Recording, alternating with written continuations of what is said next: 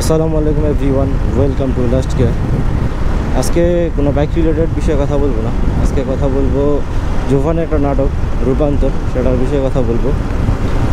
সে রূপান্তর নাটকটার যেটা করছে সে জায়গায় তাকে সে যদি বলতে পারে বলে, বা আমরা যদি যারা তারা ফ্যান ছিলাম বা ছিল, তারা ধরেন একটা কথা বললো যে সে একটা তো ক্যারেক্টার করছে বা একটা নাটক, তার কোনো দোষ নাই, যে লিখছে তার দোষ। আচ্ছা, এখন আসেন মূল বিষয়।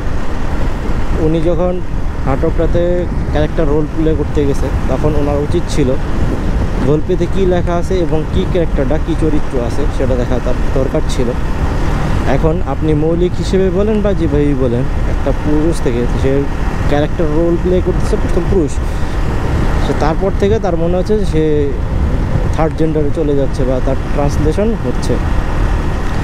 এখন আমার কথা হলো যে যারা মানে কি বলে এই পুরুষ থেকে হিজড়াতে বা থার্ড জেন্ডারে বললেন বা যেটাতেই বলেন যে রূপান্তর হচ্ছে বা নিজের মেয়ে মনে করতেছে, থার্ড জেন্ডার তো মনে করে না, তারা মেয়ে মনে করতেছে, মনের মধ্যে সে মেয়ে ভাবতেছে, তার জন্য সে জেন্ডার ট্রান্সফার করবে। এখন আমার কথা হচ্ছে প্রতিটা ছেলে বা যারা জেন্ডার চেঞ্জ হওয়ার বিষয়ে থাকে যারা, তারা হচ্ছে যে শুরু থেকেই সে জন্মগ্রহণ করে ছেলে হিসেবে, বা যারা থার্ড জেন্ডারও হয় তারাও সেম জন্মগ্রহণ করে ছেলে হিসেবে।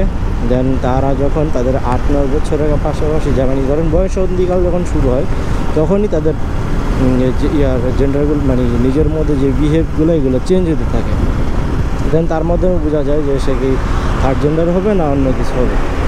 আর যেটা লিঙ্গ পরিবর্তনের বিষয়টা আমরা অনেক সময় অনেক টিভিতে বা নিউজে দেখছি যে মেয়ে থেকে ছেলে হয়ে গেছে, সেটা কৃত্রিমভাবে হয়ে গেছে, সেটা বানায় নেয় নাই কেউ, ঠিক আছে। এখন আদা হচ্ছে যে আপনি সে জায়গায় ক্যারেক্টার রোল প্লে করলেন, এটার উপরে আবার আপনি লাইভে এসে ক্ষমা চাইলেন, দেন আপনি আবার বললেন যে এটা আমি বুঝতে পারি নাই।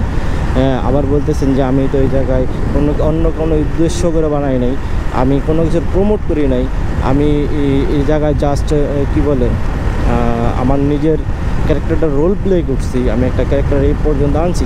আপনি এটা কথা বলেন, আপনি যেটা করতেছেন দেন আপনার করতে উচিত ছিল আমাদের দেশের মানুষ এটা কীভাবে নেবে। যে কটা মানুষ মুসলিম, ম্যাক্সিমাম মানুষ মুসলিম, 90% মুসলিম। এখন আমার কথা হচ্ছে আপনি 90% মুসলিম না হোক, আপনি অন্য রাষ্ট্রই ধরেন, যারা পুরুষ সে কোনো দিন নিজের থেকে মেয়ে হইতে চাবে না, আর আপনি যে রোল প্লেটা করছেন, আপনি তো এটা আপনার গল্পটা পড়া উচিত ছিল, কারণ আপনার বোঝা উচিত ছিল যে আমার যারা ফ্যান ফলোয়ার আছে তারা কীরকম কী নিতে পারে। হ্যাঁ, সেই জিনিসটা আপনার দেখা দরকার ছিল, বাট আপনি সেটা দেখেন নাই। সেটা না দেখে আপনি ডাইরেক্ট নাটকটা করেও ফেললেন।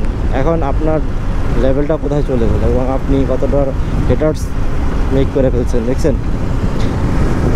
আপনি আসেন, আমি বাংলা সিনেমা আমি আগে দেখতাম, সেটা হচ্ছে নায়ক মান্নাত।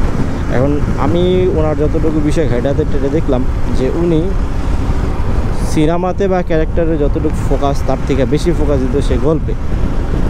দেন সে যেই পরিমাণ যে কটা ছবি করছে, 50-60টার মতো সিনেমা করছে, তাতে মানুষের মনের মধ্যে সে এখনও গাইতে আছে।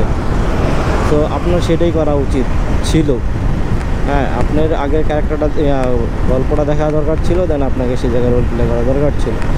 যাই করা ফেলছেন, এখন আর সেটা আপনি ক্ষমা চান আর যেটাই বলেন, আপনি আর আগের মতো কারো মনে জায়গা নিতে পারবেন না। সো আপনি আপনার মতো জায়গা থেকে নিজের ক্যারিয়ারটারে নিজে কুড়াল দেওয়া ফেরা ফেলছেন। যাই হোক, ভালো থাকবেন। আর কি বলবো, আমি আপনার হয়ে ক্ষমা চাইতে পারবো না, কারণ আপনার ভুল, আপনার দোষ আপনারই বুঝতে হবে। যাই হোক, পরবর্তী যদি কোনো নাটক করেন অবশ্যই আপনি ক্যারেক্টারগুলো রোল প্লে করার আগে আপনি দেখে নেবেন যে আপনার কী করা উচিত। যাই হোক, সবাই ভালো থাকবেন, সুস্থ থাকবেন, আল্লাহ হাফিজ।